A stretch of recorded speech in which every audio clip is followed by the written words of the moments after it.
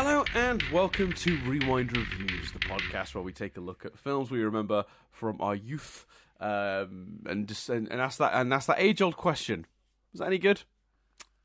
This week, Chris chose the film. I had literally never heard of the film this week, which is, I think, a first. You know, there's definitely we've done films I've not seen, obviously, but we've never done a film that I literally just never even heard existed. And Chris chose the 1995 film Rent-A-Kid. Now, you know, you see the cast, you think, well, you know, maybe there's something here. Leslie Nielsen, absolute legend of an actor, show stealer very often. Christopher Lloyd, again, absolute legend of an actor, often scene stealer. And then a collection of the 90s most successful jobbing actors who all do a pretty good job actually in this film, considering. So yeah, you think maybe there's something to this. Maybe this will be a nice fun family film and there'll be some good jokes and whatever. I'll do a little. I'll give the game away now, Chris. This is the blandest movie I've ever seen in my life. On IMDb, Chris, this has a 5.4. This is a straight 5. This is. Now, if anyone's wondering, Chris is coughing quite a lot, and listened to last week's episode when Chris had a bit of a cough. We made a few jokes about it. Turns out that cough was the start of Chris COVID. Yeah, no, I literally did. It was on the podcast last week, or before the podcast. Dan said, "You sure you're all right to do it if you're feeling rough?" And I went, "Yeah, come on." No, it was at the end of it. Dan went, "Oh, thanks for doing that, even though you were feeling rough." And I went, "Yeah, but how many podcasts have you done with COVID?" And in my mind, I just went, that's what you've just done. Like, I just knew. I'd had a busy week the week before. If I was ever going to get it, it would have been that week. I went to 3 gigs. I travelled around. So I was like, and then immediately after that podcast, in fact, did a test. I was like, I'll just do one now and get this revelation out of the way. And was like, yep. So, because I think within half an hour, I messaged you like, you did. Yeah, it was less. I think it was probably even less than that. But yeah, it was very, very shortly after the podcast recording. Chris sent me a picture of a positive COVID test. Apologies for the You're coffee. back on your feet though. You're all right. You're feeling well for the listeners. Yeah. We took a bit of we did a week's delay from recording again, and I'm still quite coffee. I sound much. I mean, Thursday I still was sounding shit, but other than the lingering cough, and who knows how long that will linger, I'm feeling good. 90 days, baby. I'm thrilled to be podcasting again, and thrilled to be podcasting again, and talking about the classics, Dan. Yeah, because you've gone straight to review. We got to pad this bad boy out, Dan. I've not even done my history with the film. Well, I have. But I mean, I just at the time when I was introducing the film, I was just trying to give people some context for what it was. But then I saw the IMDb rating of like 5 out of 10, and I just thought, yeah, that's it. This is the blandest thing I've ever sat through. But we'll talk about it. The first review on IMDb gives it 7 out of 10 and calls it somewhat underrated. We'll come back to that.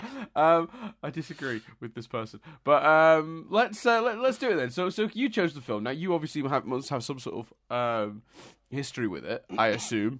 What is it? Watched it a bit as a kid.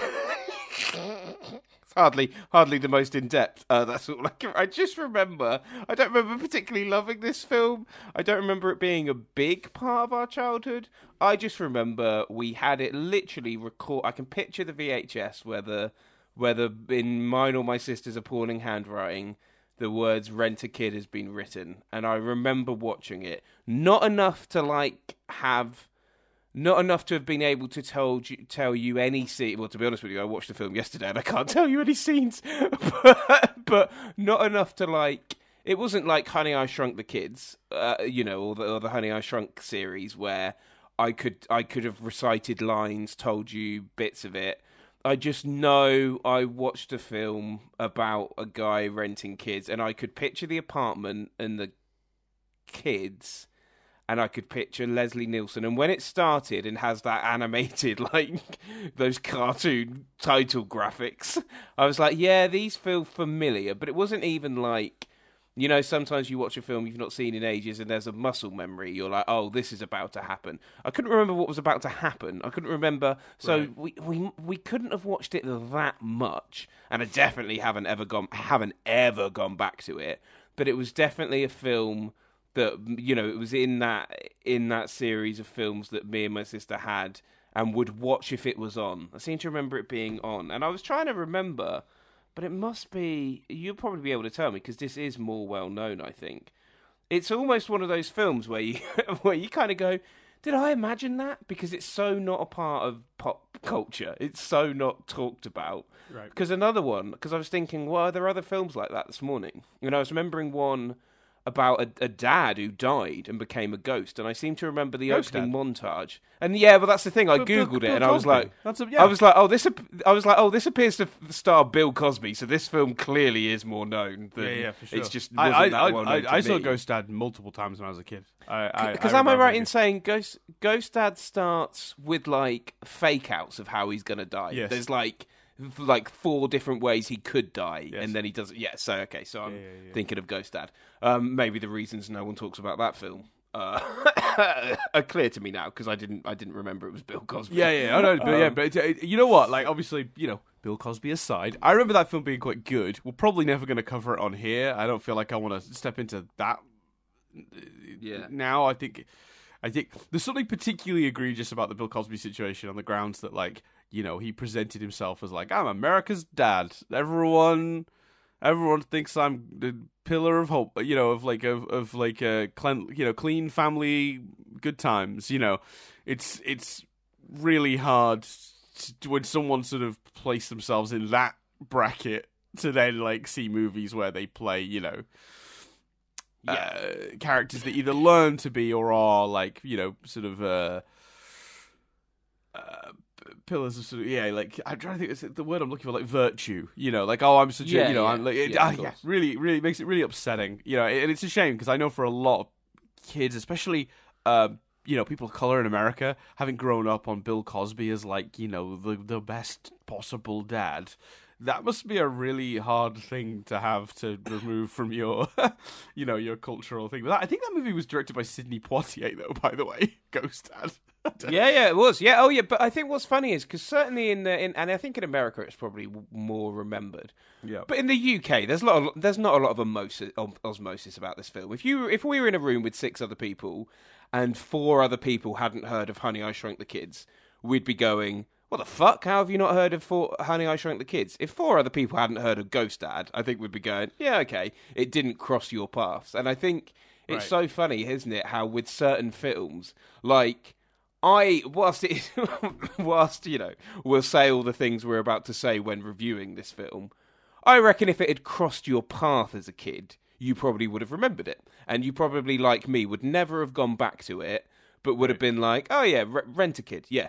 And the roles could have easily been reversed on this. Like, it just so happens that, it was on and we recorded it. Like, that's, the situation. Maybe it's got an amusing title. And another one, and I would argue maybe this one's more in the osmosis, but take a film like Jack with Robin Williams. Yes. Or maybe something like Baby's Big Day Out or something like that, which actually I've never seen. But You've never seen Baby's Big Day Out? I don't believe. Have I seen Baby's Big? No, I have. I think. No, I have. Yeah, he befriends a gorilla, Chris.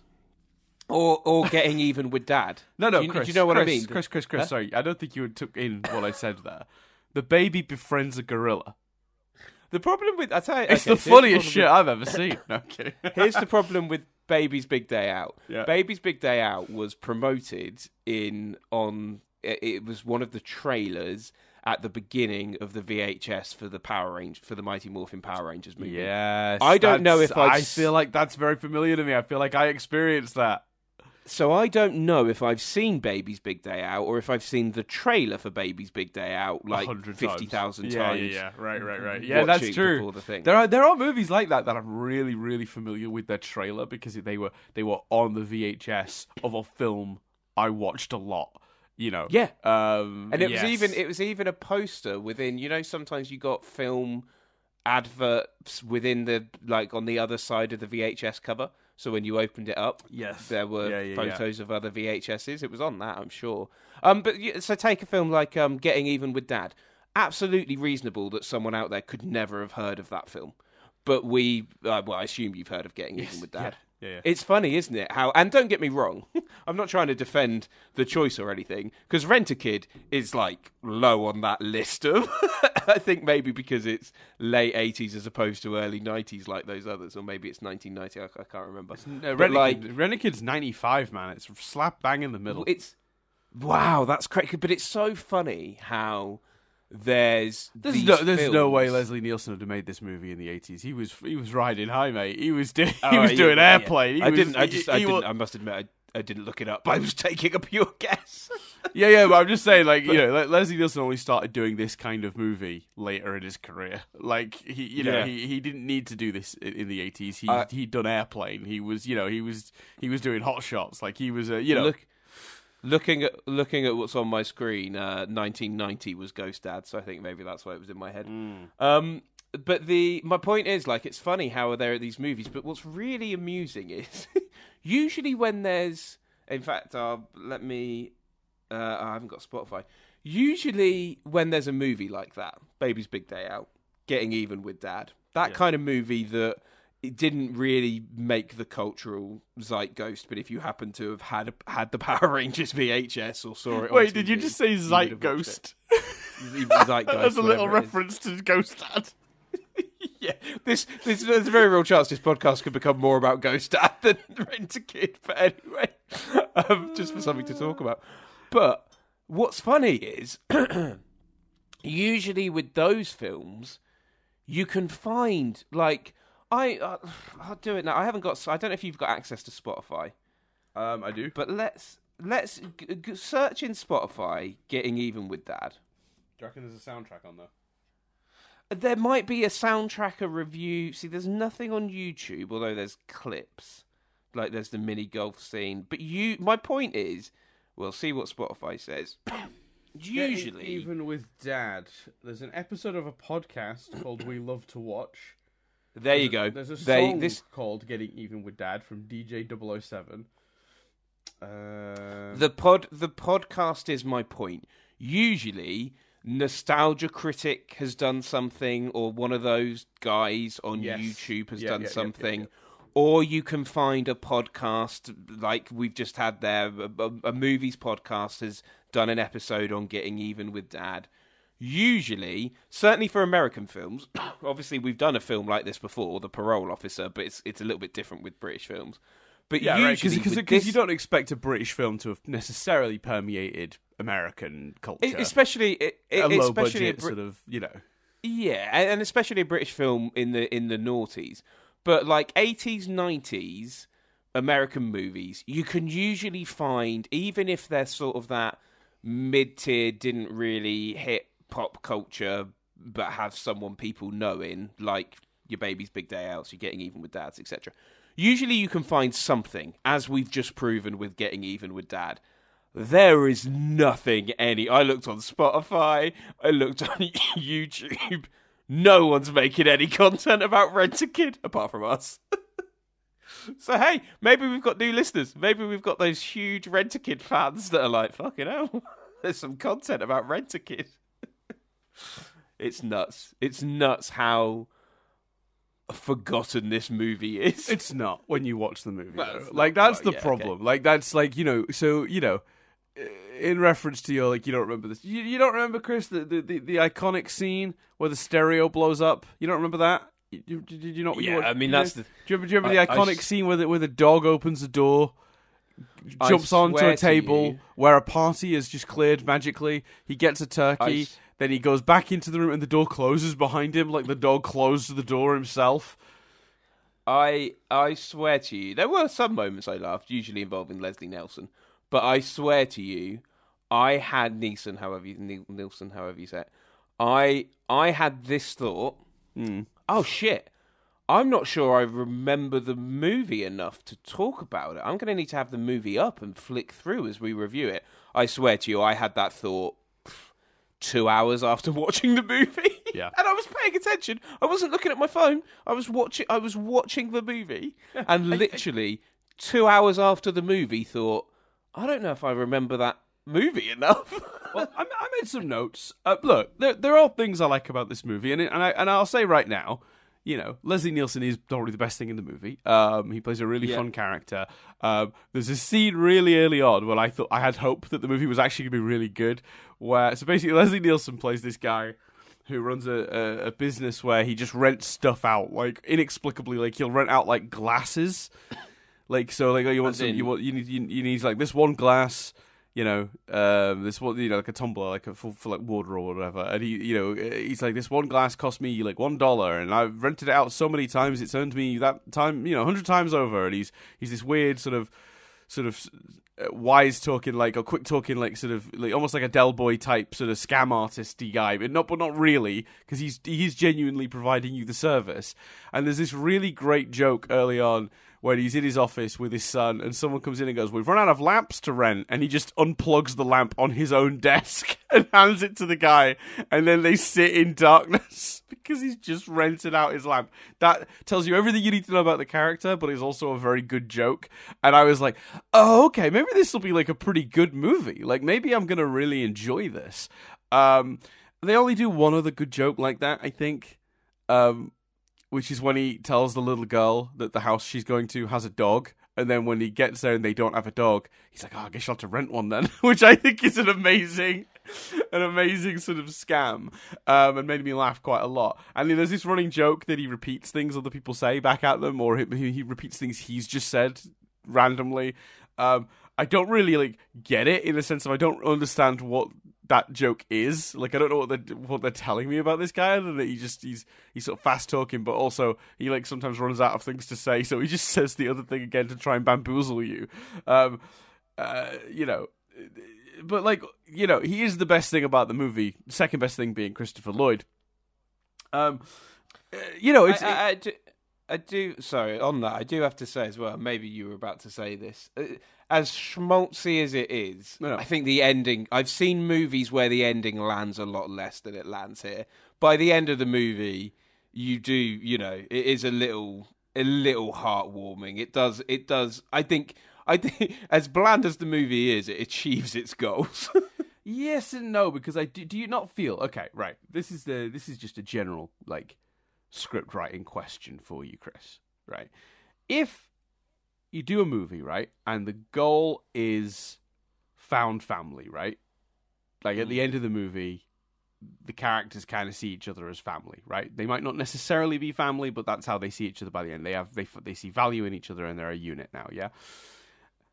In the middle of the movie, or towards the end of your second act, you need to do stuff to sort of make it look like that might not happen, right? You know, the low point of the 3-act structure, you know.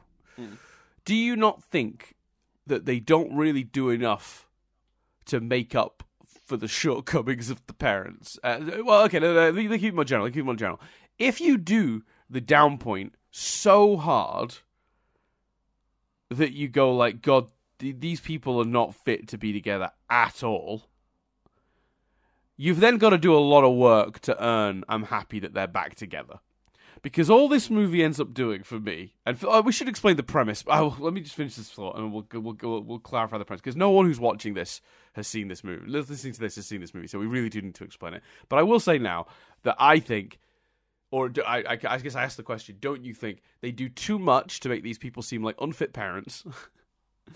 That at the end they don't. It's harder for them to earn me being happy about the outcome.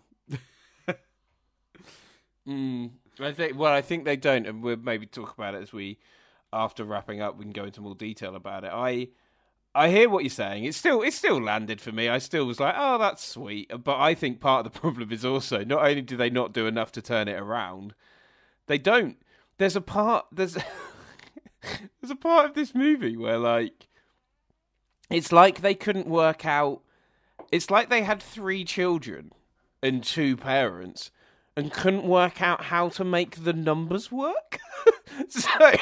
So one's with one, one's with another, and then one has to go to Christopher Lloyd. And I'm like, but now I don't believe that this older kid's ever going to really bond with them because I've not really seen him with them. So they need to do more work on all of it, I guess is my point. Yes, they need to do more work on that element that you're talking about. They also need to do more work on making them bond in the first place. The older kid in particular, we only really see him bond with Christopher Lloyd. Yeah. I tell you, I'm going to very quickly recap the whole movie because there's no way anyone's watching this, and I'm telling you right now, I'm not recommending it. I don't know. I'm assuming you feel the same way, Chris. Yeah, because I didn't have an unpleasurable experience, and maybe the reason the ending landed more for me is because whilst I can't overly pinpoint it, there is some nostalgia. There is somewhere some nostalgia. Because you know what I mean. It was familiar to me. I watched it as a kid. Maybe I could accept them being a family more because I've already seen that a couple of times or something like that. But I didn't exactly. There are probably movies. I'd have to look at the list. Well, The Girl Next Door, for example. There are movies I've enjoyed less on this podcast for sure.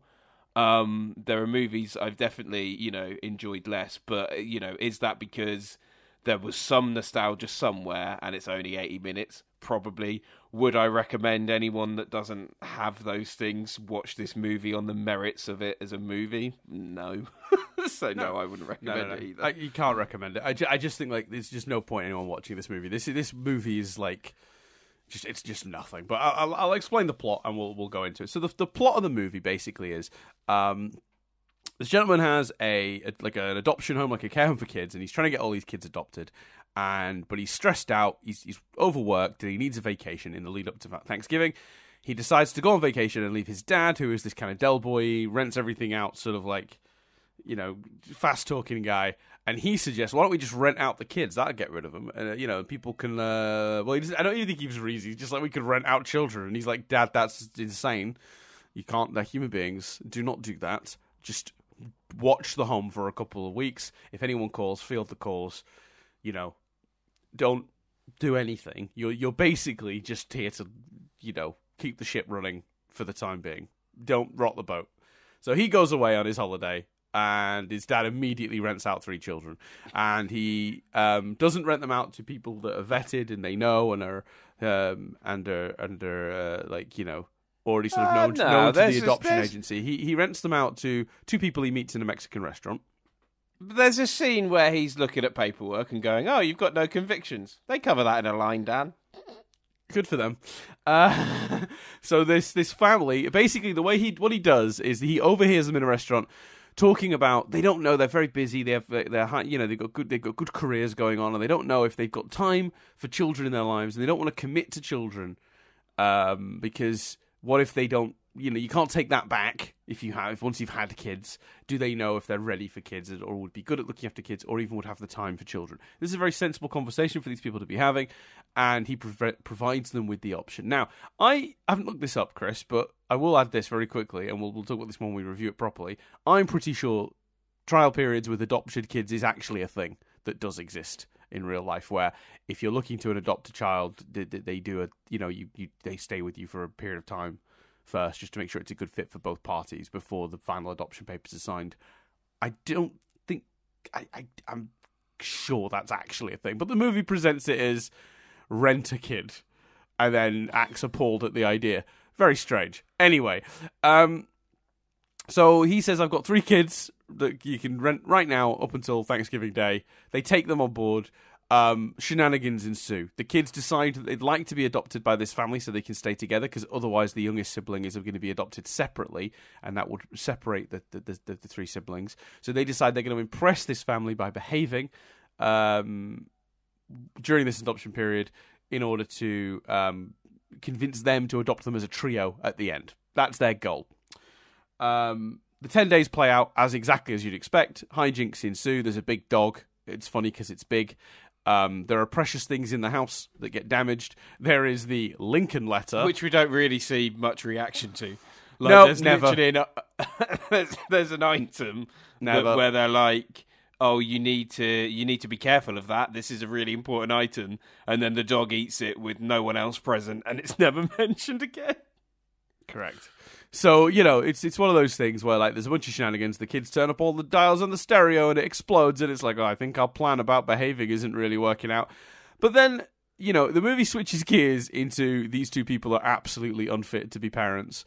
The guy yells at the daughter in a really cruel way, loses his rag with it. They do a thing where they forget to go home after work. They just go out for a meal and drinks and forget that they had children. Deeply irresponsible. They let one of the kids stay with just the guy that works at the front desk in their building, who they know as from his role as the guy at the front desk, but they don't know that guy could be anything. Like that's you don't just leave a kid with a rando like that. But sure, fine, all right. Then. I think one of the worst ones is like when they think they found the letter again, and Christopher Lloyd's like, the kids are gonna come down and hang out with me for a bit, and they're like, yeah, whatever. Like, it's just 1,000 reasons these two people should never have children. And then then the movie shows them looking sad, realizing that they do feel something for the kids, and then the remainder of the movie is them trying to convince me that they should have kids again by having them go down and join them where they're having this meal separately. Then they let them stay in their bed when there's a thunderstorm, and then I'm supposed to believe they're good parents now, and they decide they want those kids, and they chase down the and if you're thinking, when I say chase down, if you're thinking, oh, the climax of the movie is they're running to get the kids back before they get adopted elsewhere or something, and it's like a car chase or some other comedic or exciting thing happening, don't worry about it. This movie's got you covered with its blandness. No, they just get down to the lobby before they leave, and they go, we want the kids, and the guy goes, okay, I'll make it happen, and then they get the kids, and that's the end of the movie. Yeah, it's a real roller coaster of blandness. Like I said, there's some good jokes in the movie, but, like, no. Well, a lot of it, let's talk about, because as great, as much as Leslie Nielsen, is that right? Am I saying that right? Yeah, that's right. Okay, cool. As much as he's probably the best thing in it, yes, I think actually the movie rides on, like, the movie is bland rather than boring. Yes, because of, I would agree. It rides on Christopher Lloyd's shoulders. Yeah. And I think the reason it rides on Christopher Lloyd's shoulders is because Leslie Nielsen's character is deliberately quite separate from the action. He's not really around during all the kids and the family bonding. Christopher Lloyd, one, is the only character with any sort of nuance. Like, there's a bit like, and this is part of the problem with this movie. There's a bit, in probably one of the most complex character moments in the movie, there's a bit where Christopher Lloyd, they're having the parents, the probably not shouldn't be parents are having a schmoozy Thanksgiving dinner with loads of other people who the kids aren't interested in. The kids want just a family Thanksgiving dinner. Christopher Lloyd's character comes in. They're like, can you stay for dinner? And the parents, even though Christopher Lloyd is clearly a great guy, are suddenly inherently snobby about it because their friends are around, I guess. And they're like, well, he probably doesn't. He's probably got his own plans. And he's like, oh, yeah, I've got plans. Yeah, I've got people coming over. Yeah. And you kind of feel like he might be lying. The kids say, can we go with him? The parents aren't even looking because basically Christopher Lloyd has brought back this Lincoln letter, which is a whole subplot involving this letter that could be worth a lot of money. So the kids go off with him, and then he's on the phone having what felt to me to be a fake conversation and going, yes. you crashed. Oh, yeah. And suddenly you really feel for this guy. And you're like, oh, he's got no one to spend Thanksgiving with. He was lying, but now he's got these kids to spend Thanksgiving with at least. That's really sweet. My favourite bit about that. So I turned to Jess and I'm like, oh, that's quite like nice. Like, that's quite a big character thing, because I'm assuming he's lying. And Jess is like, well, yeah, me too, but why has he got, like, 6 TV dinners if he's lying? It's like, well, maybe he's just got them, I guess. I think that could be even sadder. Like, he just eats TV dinners, and he's got a week of TV dinners in his freezer. Yeah. Which is like even sadder. Like, there's a part of me at that point that hoped the ending of the movie was that he'd adopt the kids. Well, yeah. Well, I think the thing is he's very much going to be in their lives, because also he, like, throughout the movie, he can see what's going on. He leads to them getting the nice letter from the little girl. He welcomes the family in when that makes them realise they should be there. And the reason I thought of Christopher Lloyd when you were talking is because the best bit of the quote-unquote climax is when the parents run down and Christopher Lloyd points and says, that way. And, like, because he knows that, you know what I mean, he's all-seeing, he's wise, he knew they were going to change their minds, he knew they were going to want the kids, and he's just like, yeah, they're over there. Like, and he's just so happy and charming, and, like, so I watched the trailer for this movie, and Christopher Lloyd is barely in it, although they make a lot of his name.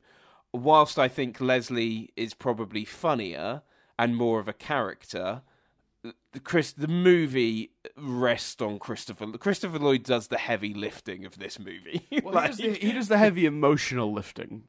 Yes. And Leslie does the heavy comedic lifting. Yeah. Yes, because I think, like, so the scene that I thought was the most striking and the most maybe powerful scene in terms of, like, actually making me feel something instead of just making me feel like I was watching white noise, which a lot of this movie is like, was the scene when the Lincoln letter has been... So we should explain this very briefly for audience members. So there's a letter that the couple in question, one of their job is that they seem to deal in historical artifacts.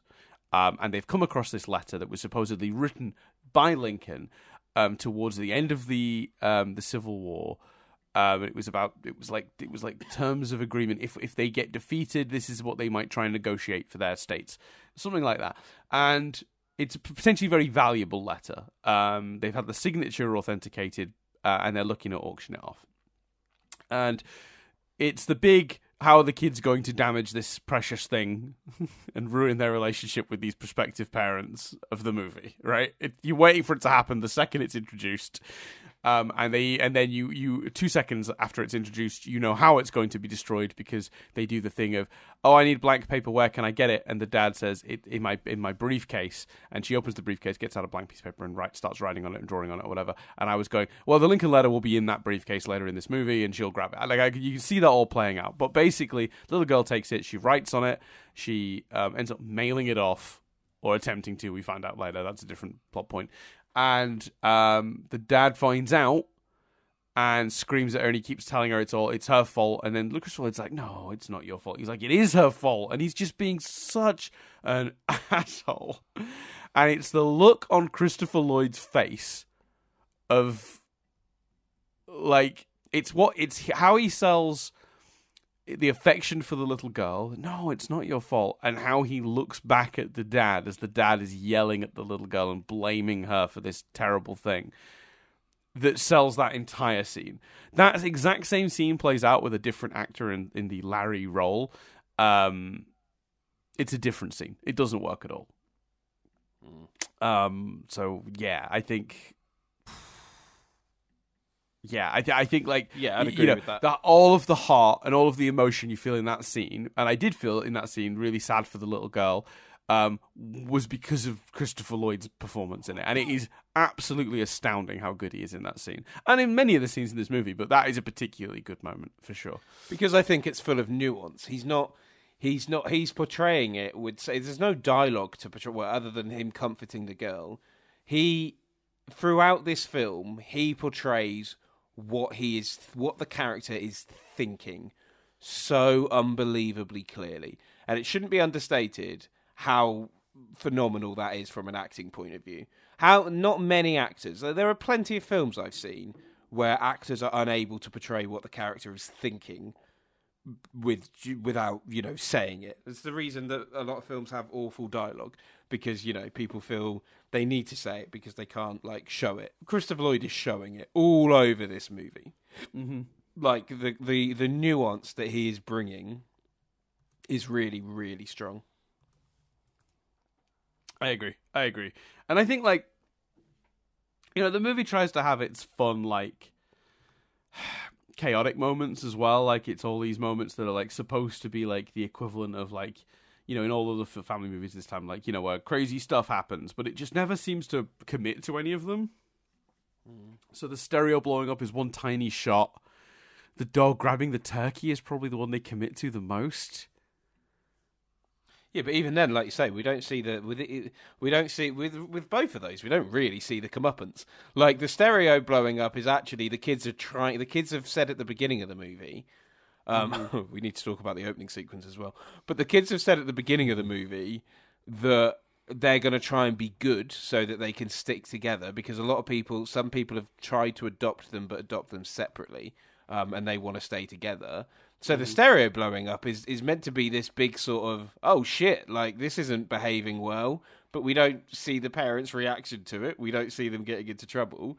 And the dad's got this whole thing about not wanting the dog.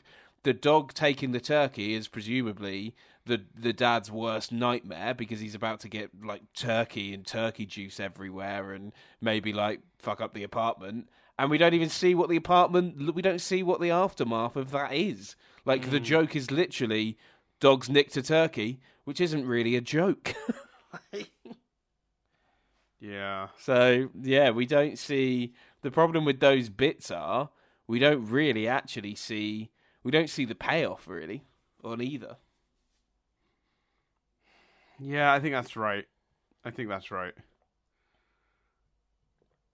There's a whole... it's and that's part of the thing that's missing. They don't really... Yeah, it's like you do the thing that you'd consider like one of the quote-unquote like set pieces, you know, moments of chaos in a movie like this, and you don't actually do anything with it in terms of like how it affects their relationships, because you're too busy setting up the Lincoln letter, you know. That's my problem. There's not a lot of... There's a whole chunk we've of this forgotten movie. We've forgotten the sequence in the hospital too. So there's a sequence... Well, this is what I was just about to get there. So go on. There's a whole chunk of this movie, like the middle part, which doesn't even, like, at one point I paused it and turned to Jess and went, this doesn't feel like a movie. Like, we've talked about the ending a lot where it feels more like a movie, but there's a point in the middle, like pretty much from the moment they get the kids, where it just feels like a series of sketches. It's just a collection of scenes that, like, show some degree of bonding, but they're not really linked.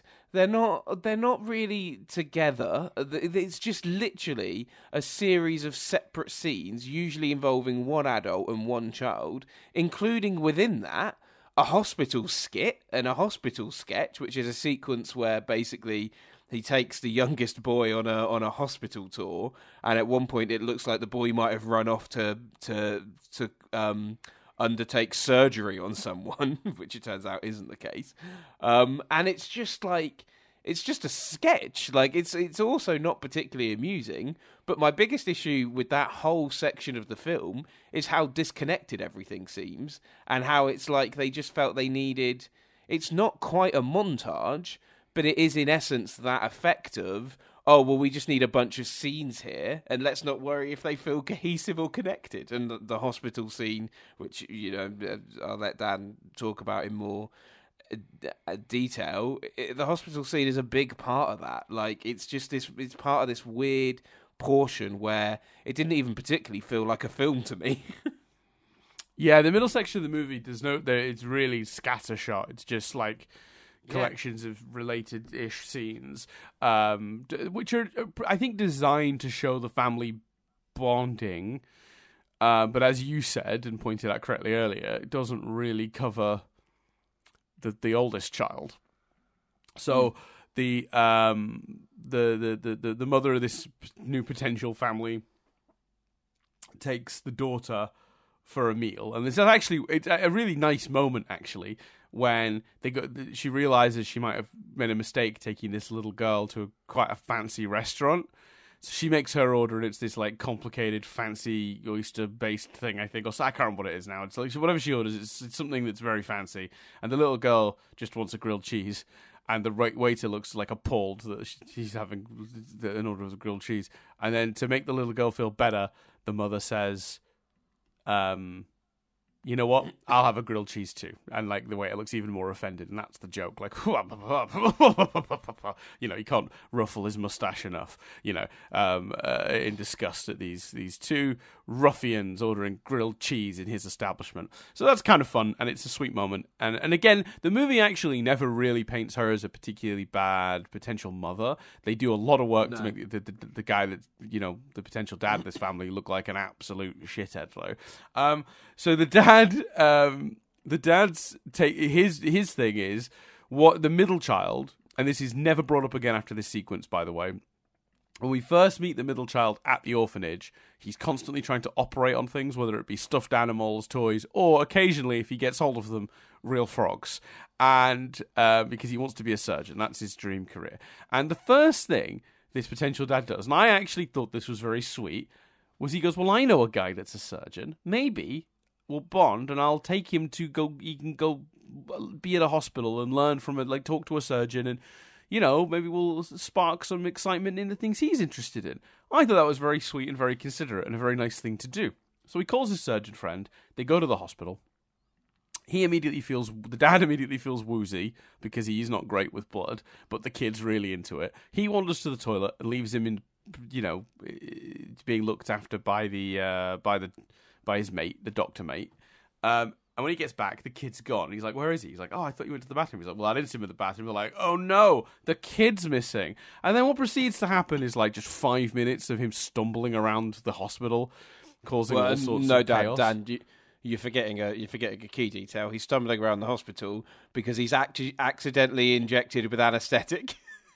Right, but that's part of the stumbling around the hospital, because like when he first starts stumbling around the hospital, he has yet to be injected. But one of the things that happens on that journey, yes, is he gets accidentally injected with anaesthetic, which makes him get, you know, progressively less in control of his body as he goes, although he seemed fairly not in control of his body when he first stumbled into the room and got himself injected accidentally. You know, at what point was he actually injected with anaesthetic, Chris? Because I'm going to suggest possibly before that point.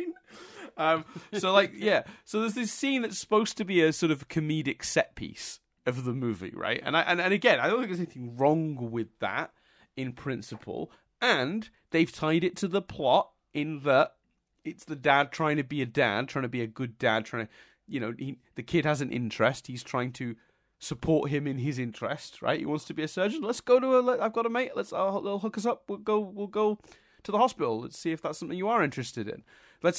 Again, on paper, that works perfectly fine. In practice, it's just a bunch of disparate, not very funny jokes. And that's the other thing.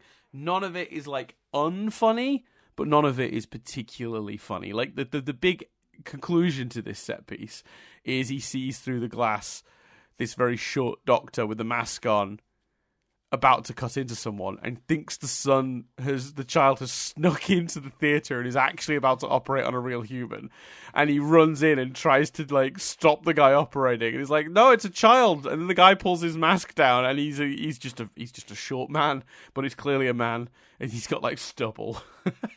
It's kind of funny, I guess, but like not like laugh out. That's the problem with this movie. Like there are so many things that get like a little out of me. Do you know what I mean? Like there's a lot of those like, that's mildly amusing, I guess. And that is this movie in a nutshell. Like it is just like nothing about it, strictly speaking, doesn't work. Movies at this level are normally senseless, full of logic holes, full of like weird choices. The character arcs mostly track. The story beats mostly follow into each other. It's not particularly messy. It's also just not particularly good. It's also it feels very derivative. Like nothing in the movie feels particularly original, but the quality is never above. That's fine. I'll have to, whilst I agree with you in the main, Dan, I'm going to have to I'm going to have to challenge the notion that there's nothing in the movie that doesn't work. And I would like to present as my evidence the opening scene. Yeah, I must admit, for me, the movie starts following that. There's that. I've never known a scene to be more pointless in all my life. But yeah, you can. I mean, look, I guess it tells you a little something about the kids' situation, maybe. But yeah, go on. I've described the hospital scene, Chris. Take us through the opening scene, which I'm sure you loved, as a man who absolutely loves these kinds of things. Yeah, so for long-term listeners, the opening scene is a dream sequence, and very clearly a dream sequence from the off. So the opening scene has basically it's the little girl's perfect ideal scenario. So it's this house, it's this massive mansion house, and behind each door is like this. One room's got literally a carousel in. I think it's called Carousel Room. One room's got a giant bed with loads of teddy bears in. One room's got like a fun fair. And like, it's basically, each room is like a kid's fantasy and a kid's dream and stuff. And then at the end, there's one door they shouldn't open, and she opens it, and they get kicked out of the house, and it's all her fault. And they start chanting. Everyone's looking at her chanting, "It's all your fault. It's all your fault." And then she wakes up. And I know what you're thinking. You're thinking, well, that sounds like, it's telling us a lot about this child's psyche, and we feel quite sorry for this child. And it's quite a harmless, fun. There's a room with a carousel in it. I imagine it's quite fun and harmless. What are you complaining about? It's hard to explain, isn't it, Dan, how creepy this entire scene feels? Yeah, it is. How unsettling it feels. How weird the parents feel. It is, for a family movie, one of the creepiest opening scenes I've ever seen. I think on paper, it definitely could have just been a charming opening that tells you a little something about the imagination of the kids in question, their hopes for the reason I make their hopes for getting out of the joke. Go on, sorry. The reason I make that joke is because as I'm describing the scene, in my head I'm thinking, this doesn't sound that bad. But it is. Yeah, it's a lot of it's in the tone. Like, so so it's like, it tells you about their hopes for getting out of that home, and it actually makes you feel a little bit sorry for the kids because they're just dreaming of like being looked after and like getting things and like being together, and it on paper the scene is fine. But yeah, it's all in the tone. I don't know if it's the music, the weird, like the Dutch angles, because all the stuff they've used to try and make it feel like a dream sequence are part of, I think, what make it feel creepy. And you are sort of waiting for it to potentially turn into a horror film. Yeah, and so I'm intrigued to know, because you said yesterday, I don't know what maybe you'll give the context of it, but you said yesterday you'd seen 10 minutes of the film. Which, like, presumably you sat down when you didn't necessarily have time to watch it all, but were like intrigued enough to watch a little bit or something. I don't know, maybe give the context. But I imagine if you'd only seen that, at least the film was better than what you thought it was going to be based on the first 10 minutes, I suppose. Yeah. So the night before, I'd been optimistic that I'd be able to squeeze the film in. But I had a pretty long day at work, and I was too tired. I knew I wasn't paying attention, so I ended up stopping myself at that point, just so I didn't watch it too half asleep, basically. So that's why I ended up watching 10 minutes and then bowing out. Yeah, I guess so. Yeah, I'm trying to remember where the 10-minute mark even is now. That's like that. It's like I can't even remember where I saw up to. But I think, I think I got that opening scene and then the introduction of the kids actually at the. I think I got past the lamp scene, so I think I had some hope. Right. I think we Leslie met. Nielsen had appeared on screen. I think Leslie Nielsen had been on screen, and they'd done the thing where they were like, "Oh, we're running out of lamps to rent," and he gives him his own lamp, his own personal lamp. I think I just finished that scene, so I was like, "Okay, this movie is all over the place right now. Let's see if it settles into something of value." I'll give you guys the full one now. It did not. It's a nothing of a movie in the end. It doesn't really amount to anything. But yeah, it was very interesting to see because that opening 10 minutes is such a fluctuation of quality because the dream sequence. while good intentioned, I think, again on paper, does not work, and I can't even really put my finger on why. I just think it's a little too like they lent too hard into the dreaminess of it and ended up making it feel creepy. Again, it's all the Dutch angles and the weird blurry vision and like I don't know, it's just and the way it builds and gets weirder and weirder. No, thank you. But then it has the Leslie Nielsen scene in that first opening 10 minutes, so I was like, I don't know, like there's a scene that I didn't like at all, and then a scene I did quite like. So we'll see, I guess. But I was like, I don't know what this is, and I was expecting a movie in that vein of like, you know, wild swings in quality and content, and actually, in a weird way, I think that emphasized the blandness of the rest of the movie, because one of the best jokes in the movie follows one of the weirdest scenes. And in that opening 10 minutes, and then the rest of the movie just kind of flatlines, and that's probably the worst case scenario. I think I would have preferred it be one or the other, like a really batshit weird movie that takes a bunch of big swings and misses, or you know, a movie that actually had a lot of good sort of gags and comedic set pieces in it.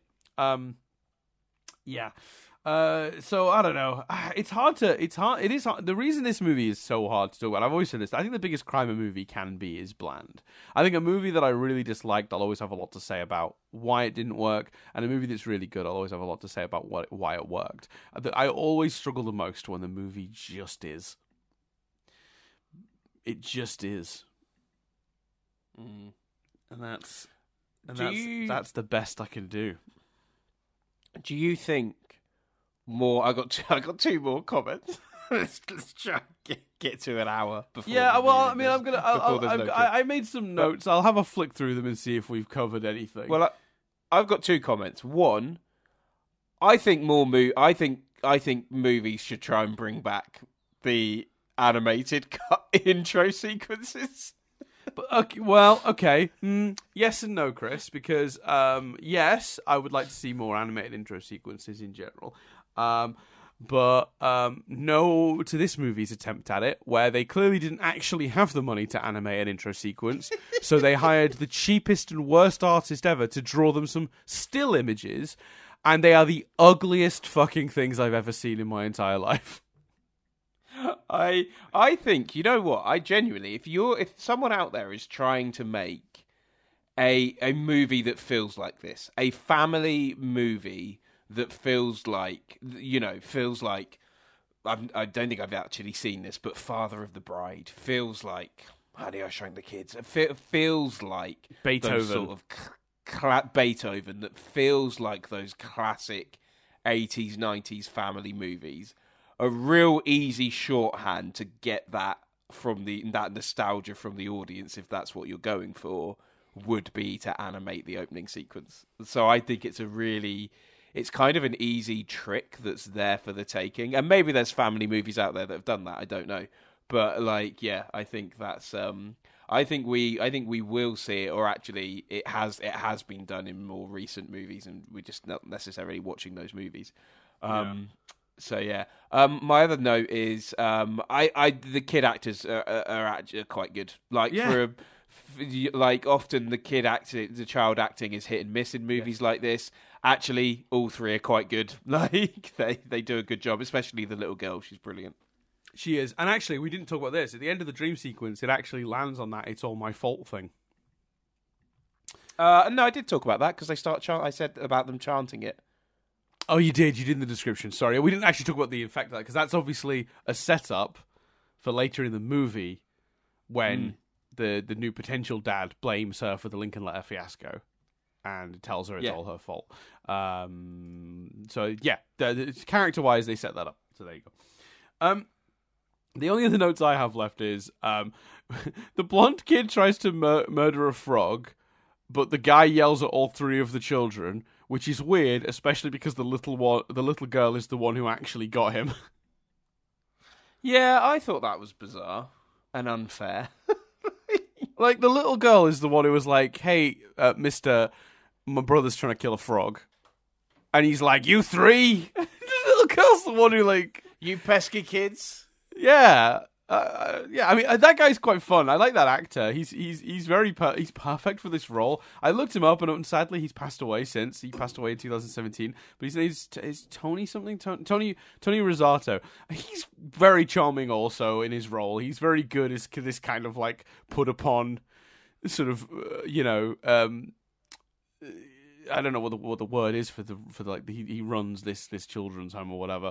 Put upon, stressed out. Like you believe that he's like an overworked, boss type that needs a break. And his scenes with Leslie Nielsen are all really fun. He's doing a good job too. So thumbs up to that guy. To be fair, then, is there any bad actor in the original cast of this movie? Yeah, in the core cast, I don't think there is a bad actor. No, I don't think there is. No, I'm looking through the list. All these people do a really good job. Yeah, I'm just having to flick through myself, and actually, everyone's good in it. Yeah, even the people that are like the secondary cast, like the people who just show up briefly, who are like supposed to be playing snooty friends. Like even that waiter I talked about earlier, the one that's all like a grilled cheese, that guy. Yeah, Even he feels. Look, is he getting an Oscar nomination for Best Supporting Actor? No, he is not. But does he fulfill exactly what that scene needs in that moment and sell the idea of, snooty waiter appalled at grilled cheese? Yeah, he does a really good job at doing that. It's mildly comedic. But that's the thing with this movie, though. There's nothing bad in this movie. There's nothing good in this movie. It's like, well, okay, I guess the acting is good, I suppose. That is the thing. But, in terms of the content of the movie, though, it's always just fine. It's really interesting. For sure. Other notes. What other notes you got? It was very hard for me to believe they'd forgotten they had children at home. If I suddenly had kids in my house... Yeah. I get that it was supposed to be funny, and I understood the joke and the premise of the sequence. And for those who don't remember, we think we talked about it already, but there's a sequence where they basically, after work, just go out with some friends, forgetting that they've got these children at home. And it's Christopher Lloyd's character, who is the sort of doorman, receptionist guy at their apartment block. I don't know exactly his role, but he's he seems to be sort of I don't know what it's sort of mix, isn't it? It's a mix of doorman and receptionist that he seems to be, because he's always behind that desk. I don't know, whatever. I get the impression purely from movies. This is my only knowledge of this, but that seems to be a thing. At least in films, it is a thing. But there is a difference between a doorman and a receptionist, right? There's the guy that's on the door that helps people with their luggage, all that stuff. Yes, and then there's a separate person that's behind a desk. But he seems to be. He's doing all of it. He's doing all of it. Yeah. Maybe is it Porter? Would Porter cover all of it? Maybe. Yeah, I guess so. It's funny. It just for some reason it reminded me when years and years ago I was working at a company where we were contracting this other company to supply us with stock, and the stock was, I'm just going to say, a large product that had to be shipped in big trucks on several pallets. And whenever I emailed this company or contacted this company in any way, shape, or form, this one sort of elderly lady always was the person who replied to the email, responded to the calls, to the point where I started to suspect she was the only person that worked at this large company, and that when she hung up the phone from me, she was then running into the warehouse, moving the stock around, loading up the vans. She's the only person that works at this company. It reminded me that whole discussion of for work last year now. Yeah, last year we were staying in a particularly fancy hotel, and I remember we needed a taxi, and I went up to reception. I went up to reception. Oh, this wound me up so much, actually. So I went up to reception earlier in the day, right? And reception, I say, can someone order me a taxi for 6 p.m. this evening? And they say, because I'm not being lazy there, they clearly have a taxi rank they trust and use. I'm aware I could Google it and order it myself, but my logic was they'll have a go-to company that are probably trying to impress this hotel. I'll be more likely to sort of get one with them. So I go up to reception, I ask this, and they go, oh, you need the concierge's desk. And I'm like, okay, fine. So I wander over to the concierge's desk, or however you say it. I ask them the question. They call over someone that was in earshot at the reception desk when I ask. So I'm like, for fuck's sake. So this person comes over, and then they go, don't worry about it. Come down at 6 and we'll sort it out for you. And I went, oh, well, can you pre-order one? And they're like, no, just come down, we'll sort it out. And I'm like, okay. So I go up, and I'm not really trusting that information. So we were filming. So I tell the crew, I'm like, right, be ready for 2:45. 5:30. Yeah, yeah, that's exactly we'll what go I down would and have sort this out. Like, I'm just like, right, I'm embedding some time here. So everyone gets together, and we go down, and I'm like, I came down earlier, said about needing a taxi, and I was told to just come here and it will get sorted. And the concierge goes, no worry, and he literally clicks his finger at someone. So someone else comes over, and he's like, these guys need a taxi. And they go, follow me. And then we exit the hotel, and this poor sod is just trying to flag down a London cab.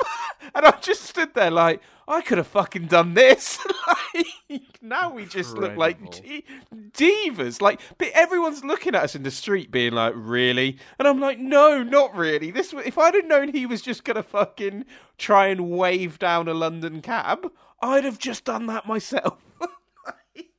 Ridiculous. Because I mean, I guess from your perspective, you're sort of thinking like, there'll be a company that have a relationship. Yeah, I thought they were going to ring one. Is trusted with this hotel that they know, and they'll call them and they'll be there at exactly 6 waiting for you, and it'll be all organised and booked in advance. But that's what you ended up with. I didn't think the bloke was going to go outside and do what we could have just done. And then this will shock you, Dan.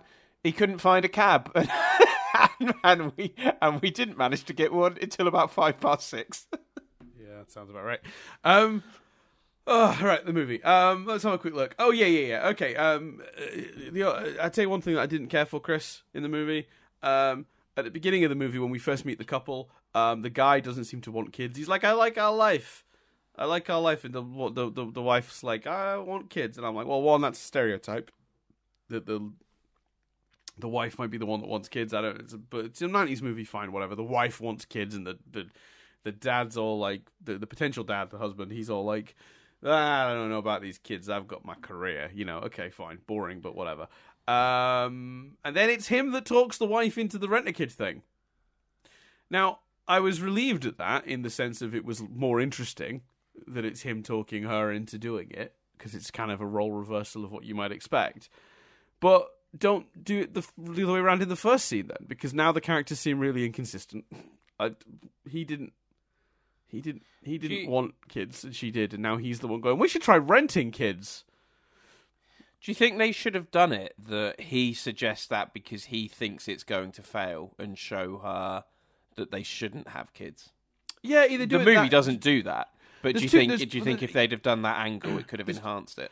2 solutions. One is that one. The other is adjust the initial conversation so it ends with him going, indicating, I understand it's something you really want. We'll think about it. And like, I'm not against it completely if that's what you want. That way, when he goes, let's try the rent-a-kid thing then, you go, that's him making an effort for her. That's him being willing to try on her behalf. That's consistent, and I'll take it. Or the other way around, where like he's like, okay, you want kids, I don't want kids, we don't know between us, let's do the rent-a-kid thing. Then you go to an angle. So either option makes more sense to me, but it just feels like the 2 conversations, the one in the restaurant they have before Leslie Nielsen sidles up to them and offers them to rent children, and the conversation they then have in the bedroom that leads to them deciding they're going to give that a go.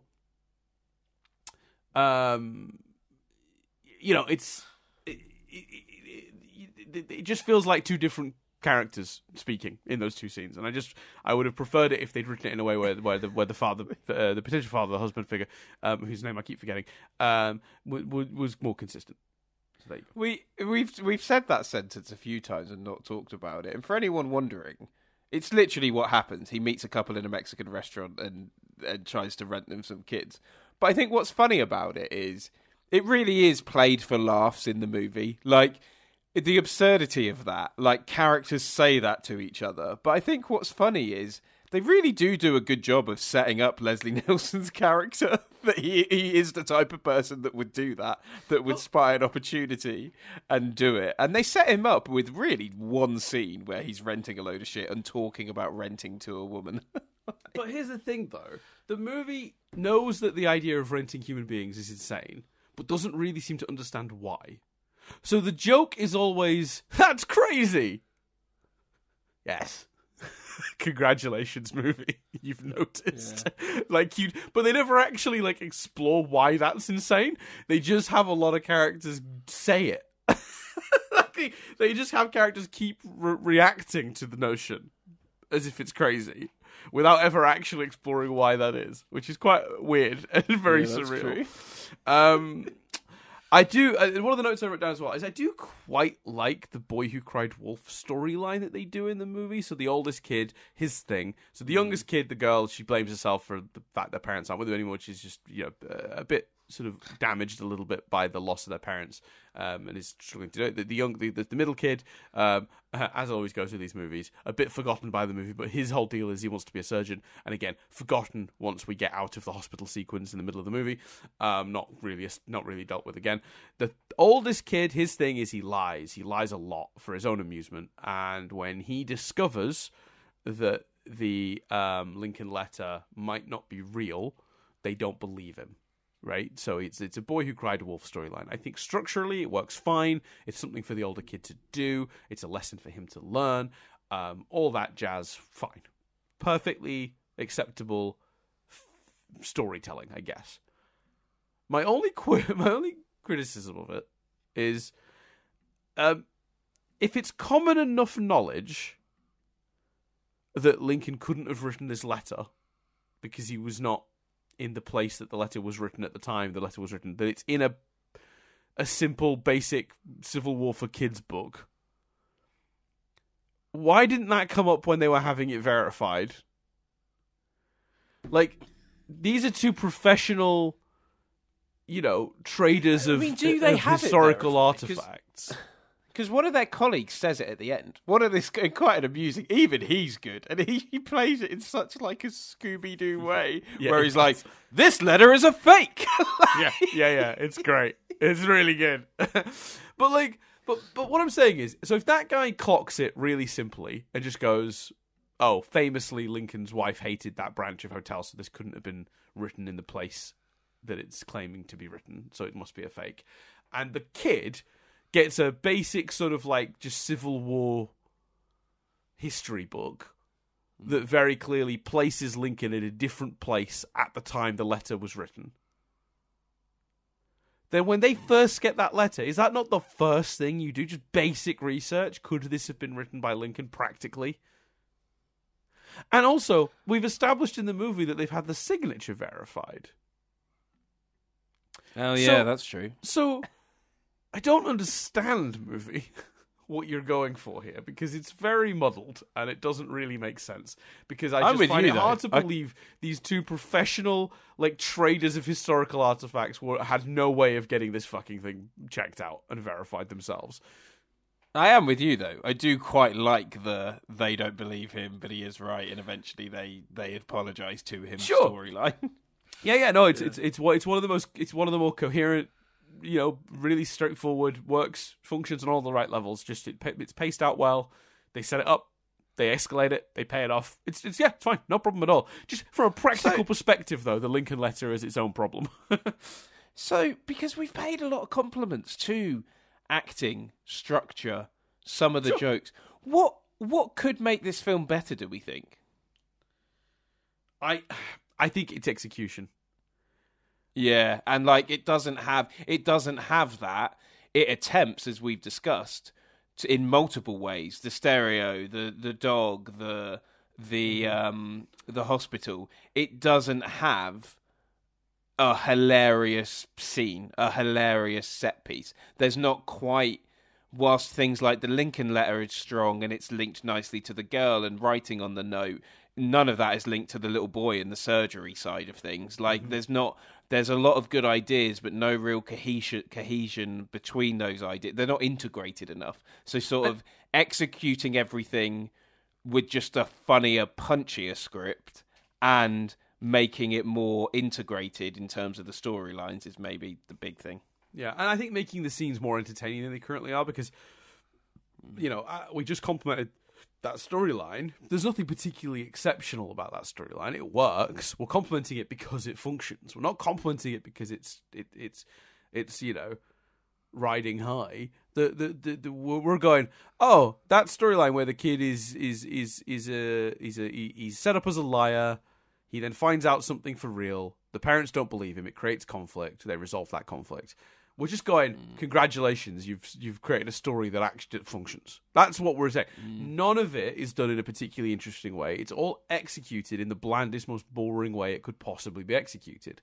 We tell you the kid is a liar by having a scene in that apartment where the little girl says, this is a thing that my brother told me. They're like, brother, stop lying. And then there's a second scene that reinforces it, where one of the kids is told something by the brother that's a lie, and the adults are like, stop lying. And they do that twice. Then they have him get the Civil War book. They have him say, I think the letter's fake. And then they go, stop lying. And then the third final thing is them realizing that, having been telling the truth, they apologize to him. It's all 4 or 5 of those scenes all take place in that same apartment. It's all dialogue. There's nothing exciting that happens around it. They've never come up with an interesting way to actually tell it. They've never come up with a way to explore it in more depth. It is just the simplest, blandest, most obvious way you could tell that story. And while it functions, and we go, yeah, it's a pretty reasonably good story. It's well enough told. I understand it. I buy it. They don't do anything of interest with it, and the stuff that they do in the movie, trying to go a step beyond with, is stuff that's been done before and better by other movies.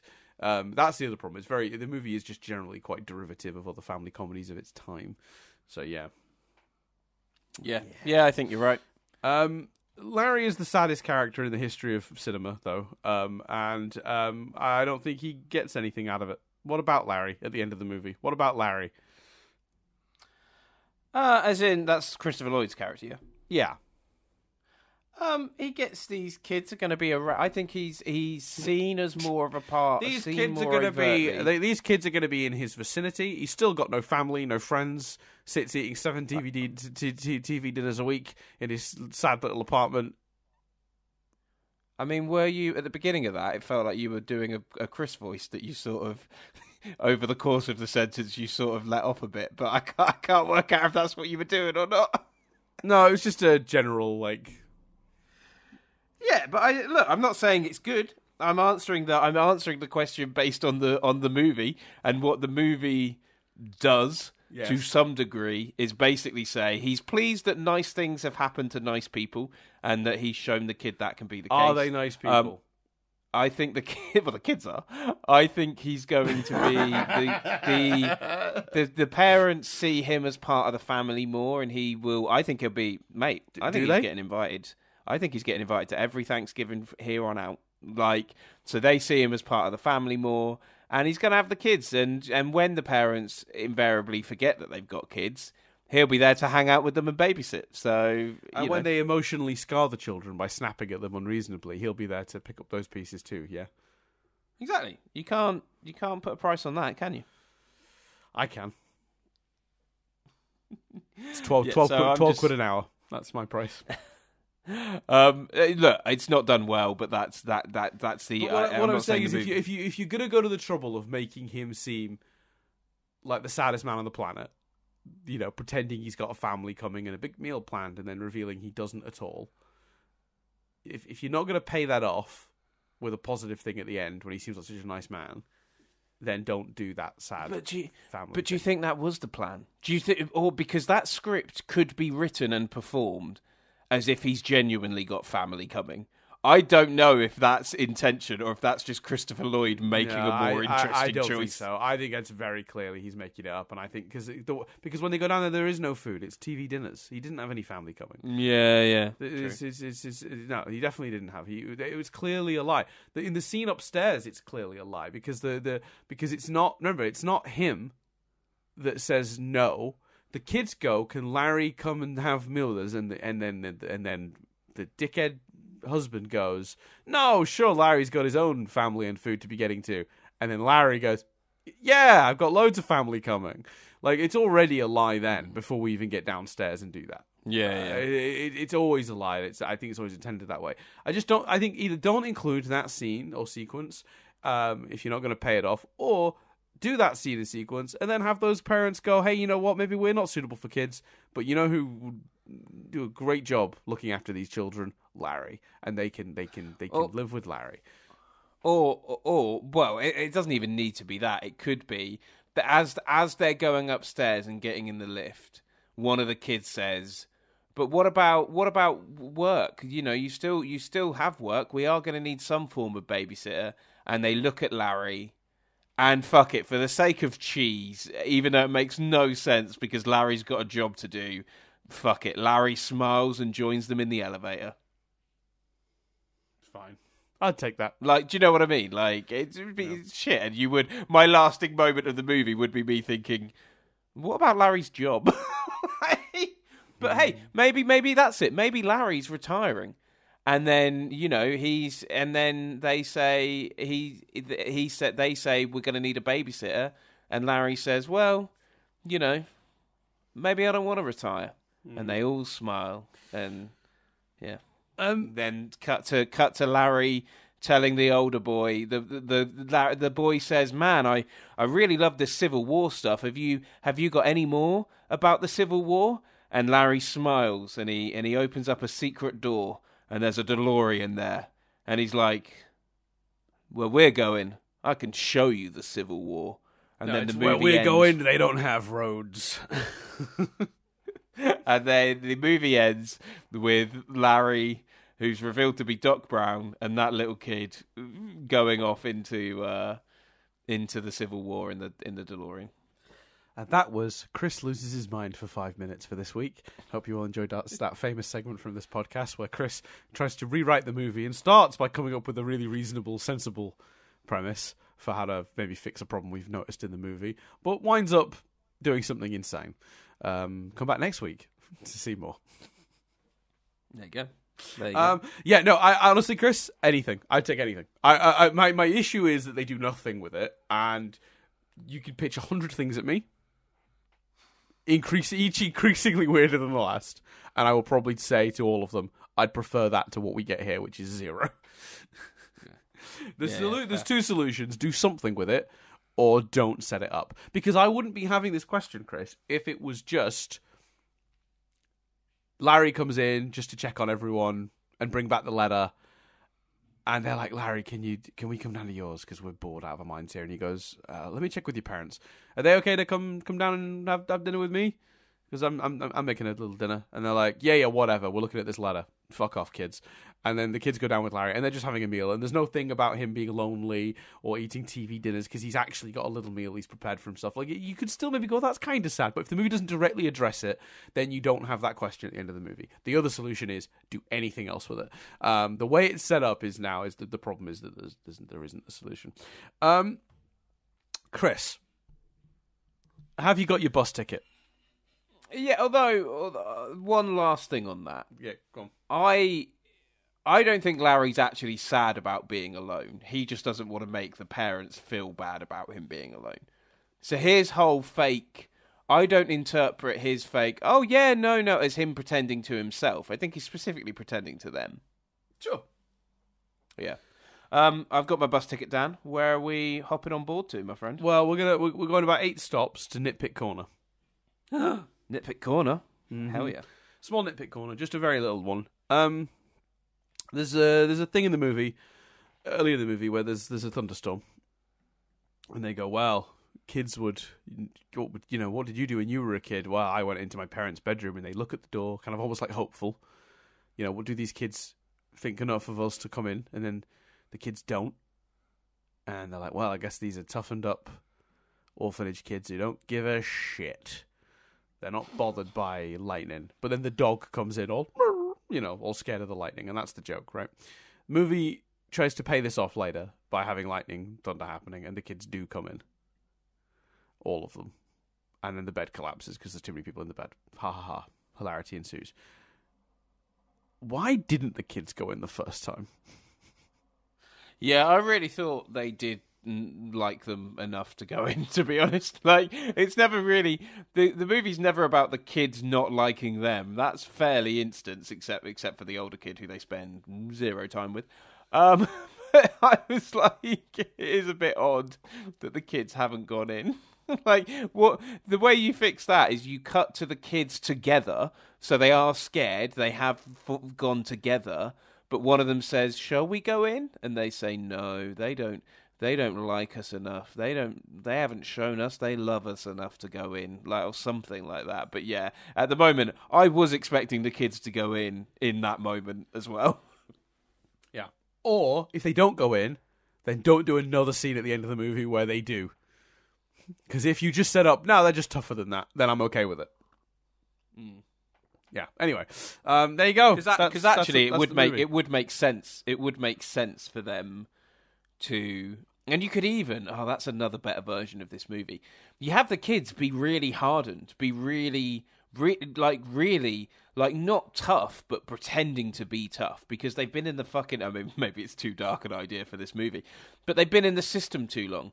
They've been doing this too long, and they've had to toughen. And actually, you know, a better version of this movie is not just about what the parents learn, but it's the kids learning to let go of, especially the older kid, learning to let go of some of that and learning that, you know, and then you can do those scenes as they are, because in the first scene, the kids have got this hard shell and that they've formed because of their past, and they don't go in for that reason. But by the end of it, they've learnt to open up to the parents, and they do go in for that reason.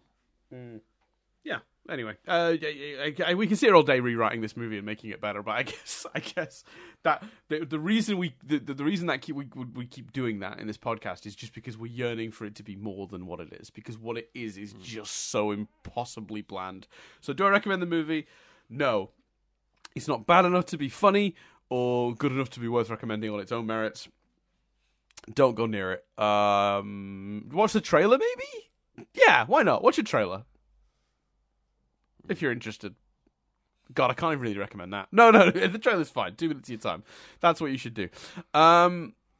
Should we try and? There isn't Triv. Let's do a very reserved. Let's Triv it up and give you some trivia, because just to set people up for what's actually going to happen here. Okay, you ready? Let's Triv it up. Give you some trivia. There you go. Just low stakes, because Chris. Hey, I don't know about anyone else, but what you did, I'm turned on. That's funny. Well, there you go, Chris. I know what buttons to press now. Yeah, man. You're mine. Whoo! I'm sat here going, what else are you gonna give me? Well, just whatever you want, Chris. Give me the.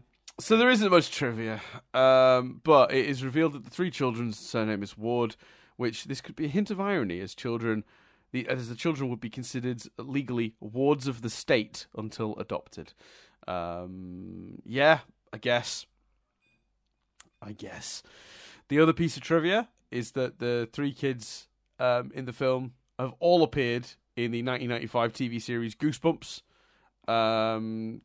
Crawley and Jones, which I don't know which two kids are which here, were both in the Haunted Mask and Haunted Mask 2 episodes as Chuck and Noah, and the other Jones appears. Wait, it doesn't actually. It says the three kids appear, but it doesn't actually name where the third one appears. It just says Jones has appeared technically in all seasons of Goosebumps except for season 3, because obviously there's a Haunted Mask episode in most seasons of that show. I loved that Haunted Mask episode of Goosebumps. I had that one on VHS, so I saw that one 100 times, very specifically. So I think that's kind of funny. Cody Jones and Tabitha Lupien both appear in the Santa Claus. I tried to figure out which kids they played in the Santa Claus. One of them was just listed as ballerina, and the other one was just listed as like kid number 3. So I don't know. But that's a movie. To be fair, we did say when we reviewed the Santa Claus that kid number 3 was our favourite kid. So There you go. There you go. And we have said in this movie that the kids are the best thing about it. Now, the only other piece of interesting trivia, because let me tell you, there's nothing. Chris, I don't even know if this movie was released in cinemas. Because I've got a piece of trivia for you, Dan. Do you want me to tell you what its tomato meter score is? Oh yes, please. 0% because no one's reviewed it. Yeah, right. Well, that tracks with what I was about to say, which is, Chris, do you want to know what its box office numbers are? Yep. We don't have any data on it because I'm not sure it was released in cinemas. Box Office Mojo does not even have a page for this movie. Its tomato meter is no reveals. Its audience score is 42%. So I think someone must have reviewed it, but there's no reviews listed. So reviews. I think with audience Yeah, reviews, there's you no- can just leave a thumbs up, thumbs down type thing. Oh, okay. Right. You don't have to have written a full review to get that audience score.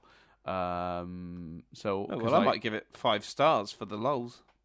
Don't do that. Don't skew it. 40% is about right. This movie is like a 5 out of 10, so 40% feels about right. I don't have a login. I was going to give it 2 stars, but I don't have a login, so I won't do that. There we go. Rent a Kid. You're Yeah, going to give it 2 stars on behalf of I just us. want to see how many. 5,000 plus ratings. 42%. On IMDb, it's got 5.2, I think, from the viewers. So yeah, that's it's not even got box office data. I don't even know if this movie was released in cinemas. It might as well not exist, which is why there's no trivia. But Chris, somehow, despite all of that, the movie inexplicably does have a sequel, which is incredible. Now, instead of trivia this week, I'm going to very quickly describe to you the premise of the sequel, which is called Let's describe the premise of the sequel! Which is called Family Plan, and is a 1997 movie, so just 2 years later, they went straight back, and that famous character, the famous character of, what's the character called? Harry Haber. Harry Haber is back, baby, and his son, what's his son called? Oh my God. Larry? I don't think he's called Larry. Cliff Haber. Cliff, right. Larry is the Christopher Lloyd character. Cliff Haber and Harry Haber are back, baby, and they're joined by Judge Reinhold as a brand new character called Jeffrey Chase. Now, the premise, Chris, is that for some reason Leslie Nielsen decides it's going to be a good idea to take all the kids from the orphanage to a summer camp. Obviously. The whole orphanage is worth of kids load onto a bus. They're going to a summer camp. Now, I don't understand, because summer camps you pay for, and if they're an orphanage, presumably it's not very financially sensible to take the kids out of the orphanage to take them to a summer camp. Not really sure what the deal with that is. But Saul Rubens owns this summer camp, and he passes away. And he passes it to his niece, who's married to a not-so-nice guy played by Judge Reinhold. And the Judge Reinhold guy wants to turn this summer camp into a fancy vacation place for rich people. So he does that without telling her. At the same time, the busload of kids shows up, Chris. You're never going to believe it. You're never going to believe it. He wants it to be a fancy holiday place for rich people, and this bus full of orphaned children show up. I see what they did there. Mm-hmm. Weaving 2 plots together. Mm-hmm. And, just chaos ensues. They're going to stop his evil plan, because he's done this secretly, trying to turn it into a, into a fancy thing.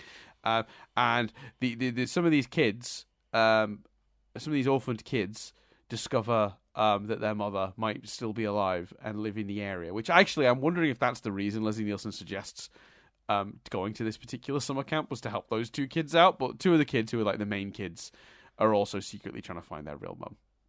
And the trailer ends with the son saying to Leslie Nielsen, I don't understand how you keep creating situations that are utterly chaos and then they turn into fairy tales. And he goes, well, I take chaotic situations and turn them into fairy tales, and just repeats it back at him, doing his classic joke of saying the thing back. But the notion of a sequel to Rent-A-Kid that doesn't seemingly have anything to do with renting, it's really upsetting to me. Well, it's called Family Plan. Yeah. And it's and that famous character is reprised by Leslie Nielsen, and that's the premise of the movie, from what I can tell, between reading the Wikipedia summary, which is surprisingly detailed, and I think there's only trailer. two ways you can really. I think there's only two ways you can really go with a sequel to Rent-A-Kid, and that is Rent a Baby or Rent a Teenager. You've either got to go lower or higher. Gotcha. Or Rent a Grandparent. Probably Yeah. Rent a Grandparent, because that's less dark than the other two suggestions I've just made. Yeah. Well, it's Chris. They go to Camp Sedona, but it's Shea Sedona.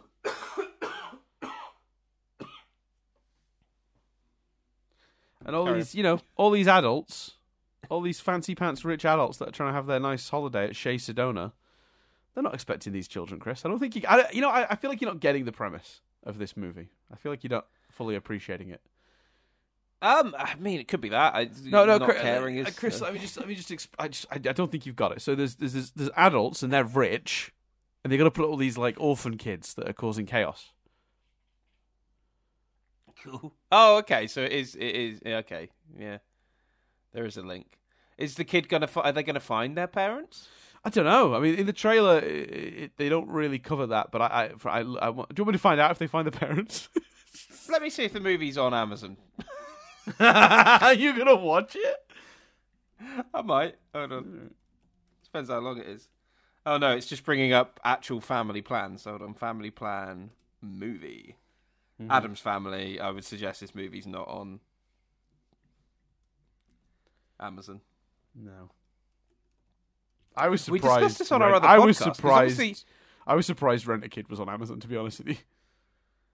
Yeah, well, it was on that Freeverve thing, which I didn't. Once again, I didn't get any adverts. Did you? When I first tried to watch it the first time, I watched a bit of it on my phone, the first 10 minutes, no ads. But when I watched it on my laptop, I was getting ads. So, well, did you skip ahead to where you'd seen up to already? Yes. Because when I watched it on the TV, no ads. This morning, when I went to rewatch something or pull it up as a sort of reference point for this podcast, on your laptop, and on my laptop, and skipped to something, there were ads. But I think the common denominator there is the laptop, surely. So when you watched it on your TV app, when I watched it on my phone app for Prime, neither of those did adverts. But the second either of us put it on a laptop, it did. Yeah, but I've got the. What are you watching it through the browser? Because I've got the Prime app on my laptop as well. Yeah, I was watching it through the browser. I think the common denominator is skipping ahead. But I didn't skip ahead. It automatically jumped to where I had been when I turned it off the previous time. Oh, okay. Weird. I don't know. We haven't talked about one final topic, which we haven't actually talked about. How? What are you doing? We need to. This needs to end. No one's listening to this. No. Just super quickly, because we haven't actually talked about the fact that it is an inherently.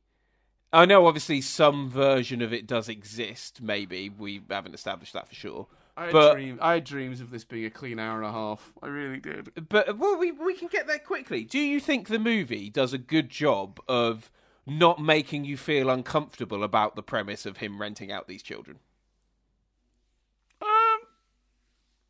Yes, it's because I think the person who wrote this movie thinks it's a great idea.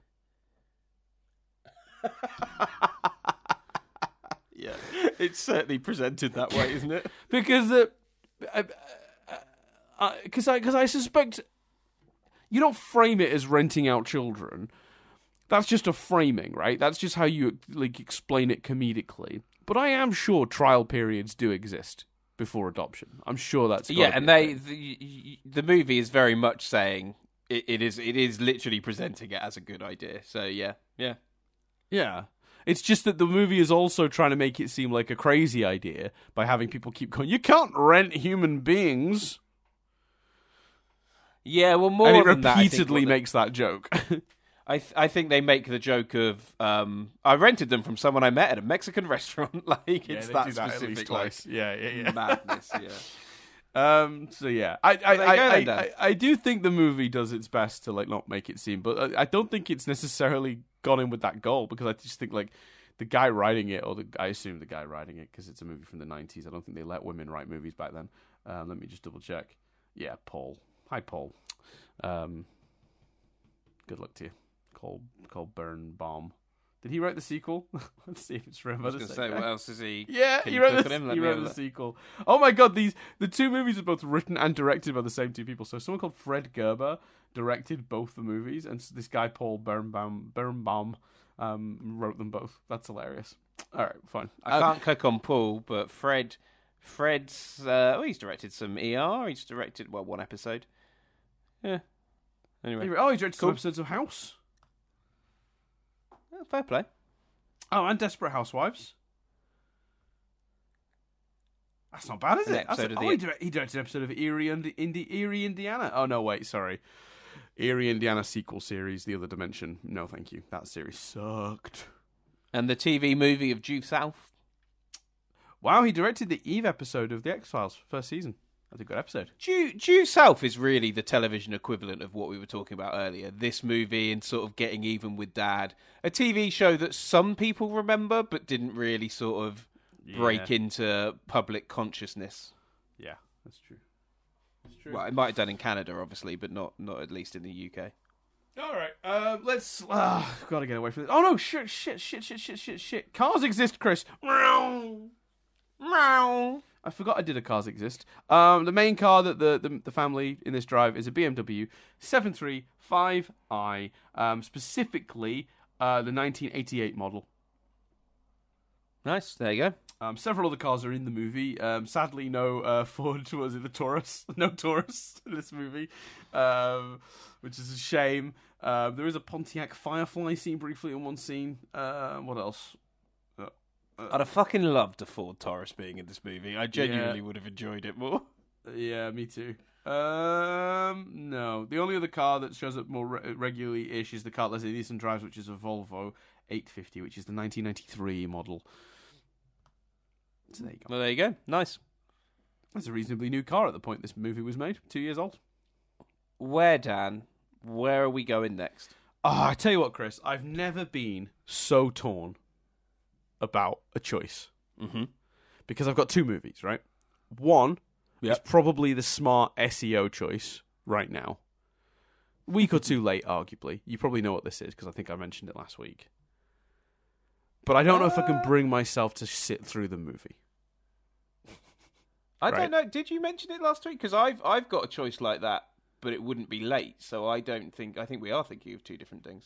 Okay, well, I mentioned it last week because I said when you said Rent a Kid, I said, oh, I thought you were going to choose this other thing,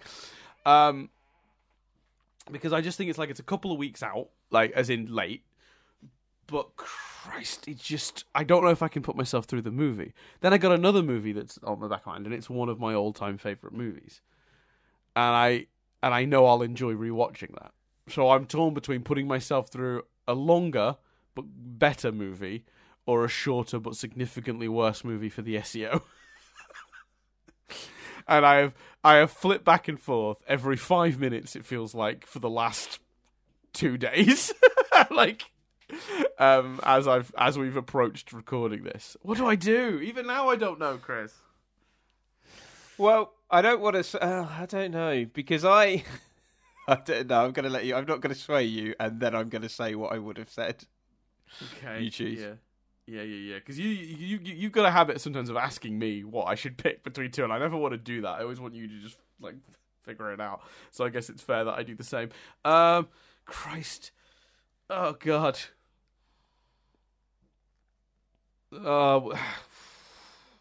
We have just done two movies we didn't love. Screw it. Let's do the good movie. Fuck SEO. Okay. I don't care. We're going to do the good movie. What were you going to say? I've chosen now. That's what we're going to do. I was going to say that I know where I'm going with my next choice, and it's not particularly a great movie either. Great. Okay, I made the right choice. Perfect. All right. It's all right. It's better. It's better than this. There's more to talk about, and it's certainly more iconic for sure. But yeah, what was the SEO movie? The Mario Brothers movie.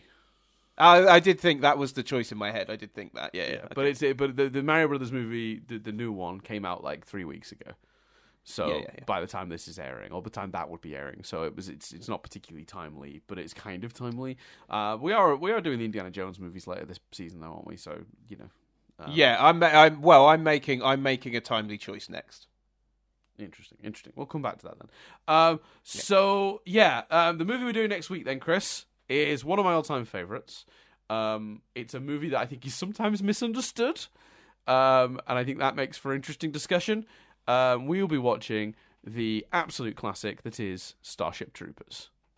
Oh, nice. Cool. I don't know if you've seen this movie. I suspect not. Nope. No. It's by the director of RoboCop, so expect satire and gore. Cool. It's an absolutely brilliant film, and I'm very excited to rewatch it. I've not watched it in a couple of years. 1997, I think.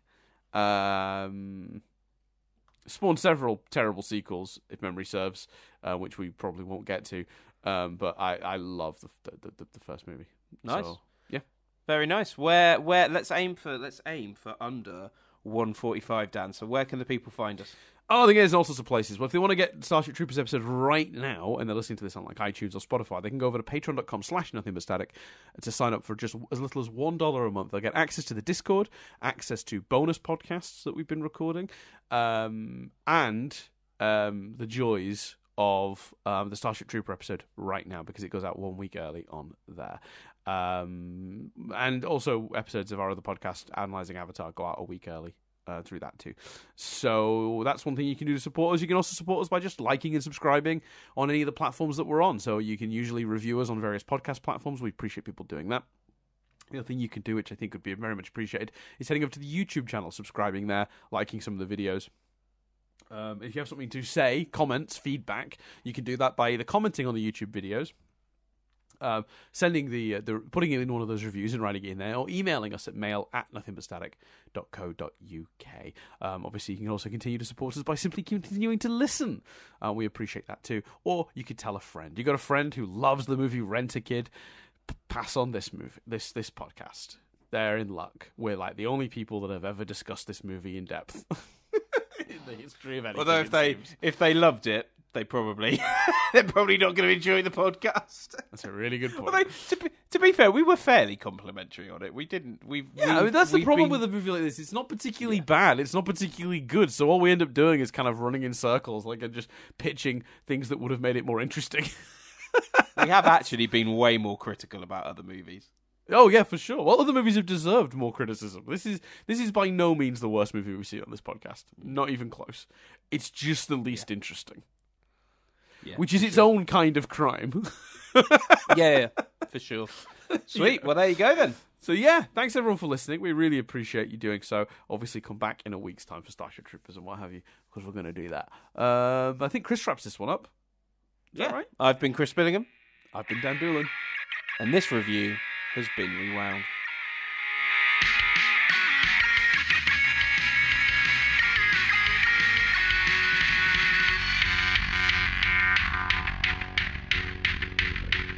$143. We did it.